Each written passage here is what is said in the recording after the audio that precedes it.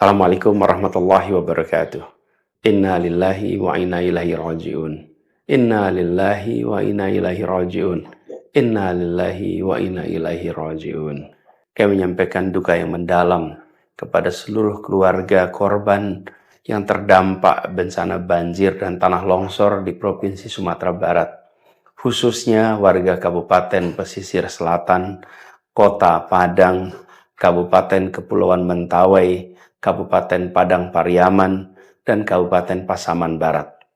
Tragedi ini telah membawa kesedihan yang amat mendalam, dan kami bersama dengan ibu, bapak semua dalam menghadapi masa-masa yang penuh dengan cobaan ini, masa-masa yang sulit ini, termasuk kepada begitu banyak korban yang wafat, yang dalam hitungannya sampai dengan hari ini lebih dari 30.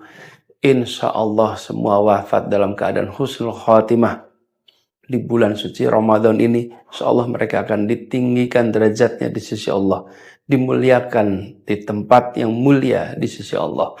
Dan pada korban-korban yang hilang, insya Allah akan segera bisa ditemukan, segera diberikan kemudahan untuk bisa ditemukan, dan nantinya akan kembali berkumpul bersama keluarga dalam keadaan sehat walafiat.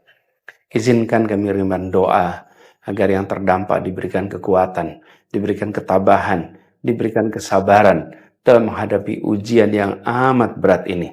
Serta mengajak kepada seluruh masyarakat, izinkan saya mengajak seluruh elemen bangsa untuk mari bergandengan tangan dalam memberikan dukungan, baik itu berupa tenaga, materi, maupun doa. Karena setiap bentuk bantuan akan sangat berarti untuk membantu saudara kita yang hari ini terdampak langsung.